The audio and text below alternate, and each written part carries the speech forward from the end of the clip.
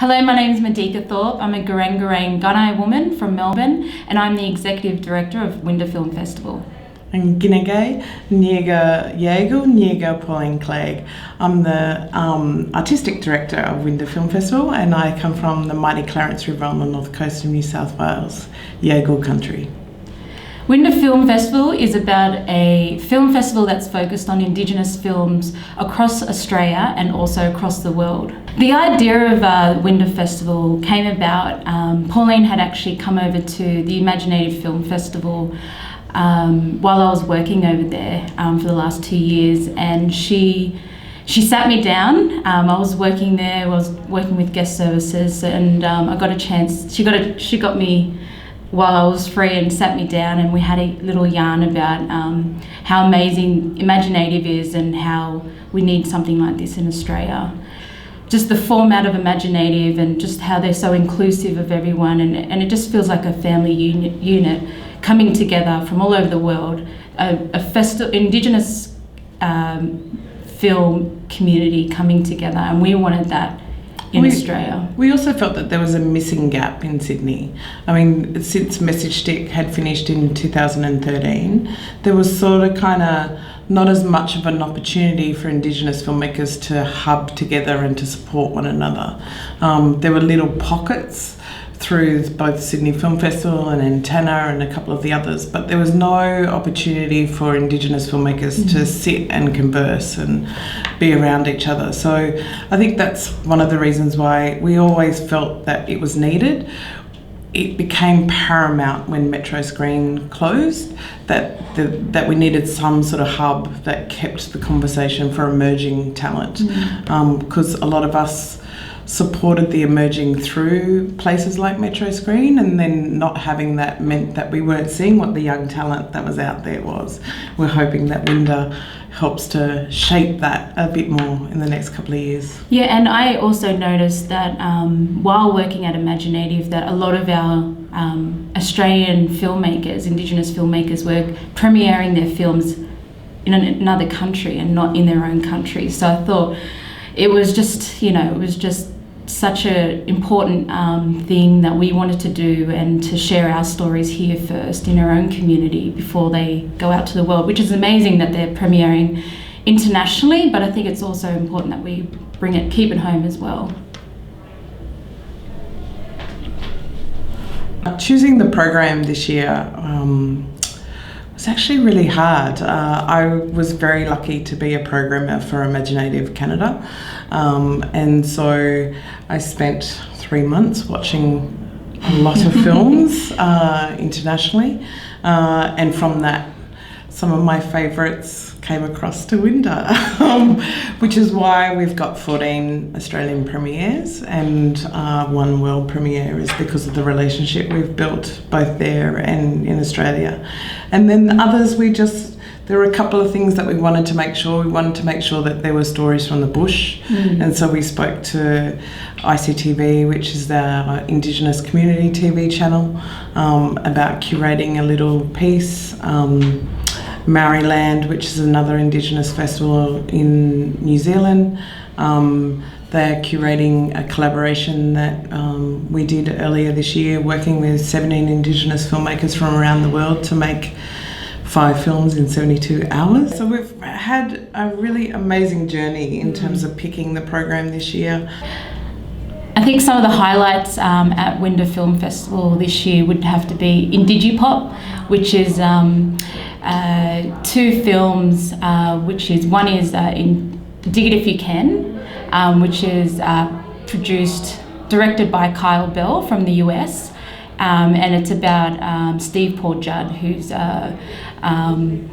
amazing pop artist, kind of an activist artist, and goes around and tags and does some really amazing art with really old images of Native American, like Sitting Bull and all that kind of stuff. So it's such an amazing film documentary, and also part of Indigipop is Melee Murals, which is follows two graffiti artists, and they go out to community and work with school kids and do this amazing big mural, and it's just a beautiful program. And we kind of tailored that also to the schools too, so we're inviting some schools around the area as a school program to have them come along to the screening. So that's one of the big highlights, I think, for the festival is Indigipop with a hashtag. I think there's so many highlights. We got the debut feature film Bonfire from Russian filmmaker. He comes from the Inuit group that are up just above Siberia, and it's a beautifully tragic film. Fire Song from Canada is a really gripping. They're very sad this year, and I feel really bad about that, but they also really speak to the truth of a political climate that we're in at the moment.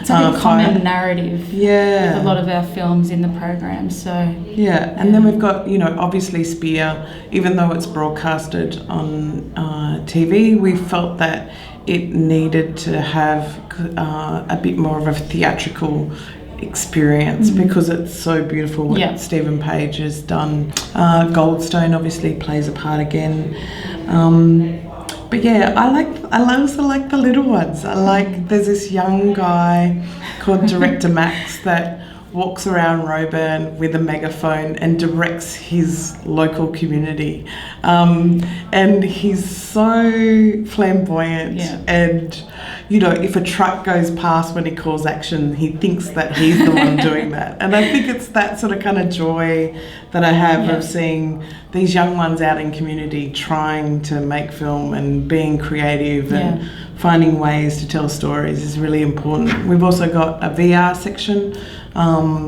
where Collisions will make a part on the Saturday, and the Welcome to Garma from NITV, which is a dance 360 in the rounds. We tried to make it eclectic as well and have a couple of shorts from Turtle Island, which is North America. There's some beautiful films that have just won Best Shorts. Some of the shorts, you could see them as features. It is so amazing, and I really hope they do create them into features because they're just done so beautifully. And then of course we've got the docos. We wanted to make sure that we also had the story, not just drama but also docos. So of course Servant or Slave, which is pinned with Blackbird, both about slavery in Australia from very different angles, one from South Sea and one from Aboriginal Australia point of view, and Sparabun, which is from Sami filmmaker Suvi West from Finland, and it's again another poignant story about her and her sister's journey in coming to terms with Christianity meets culture meets one of them being gay. And it's a really intricate sort of story of family and love and sisterhood. So come and watch. We hope that you get to come to it. We have a variety of great films. And so tickets have gone on sale on the 27th of October through Hoyt's EQ box office. So go along, get a ticket to all the screenings if you can. We're coming out of just one cinema, so no screenings are overlapping. So you will be able to see every screening, so you have no excuse. And the tickets are only $10. $10 or for at night, regular 15. Screenings. Yeah, so $10 for regular screenings, and then our feature night, Friday, Saturday and Sunday are $15. So super affordable. Come and see us, come say hello, and make sure you check out our website, windowfilmfestival.com, and hashtag WindowFilmFest.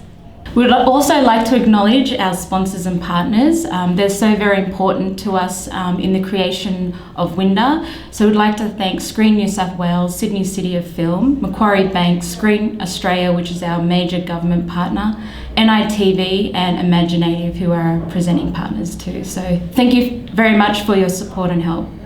And all those little ones, we've got a lot of Community Mob UTS, the La Perouse Land Council.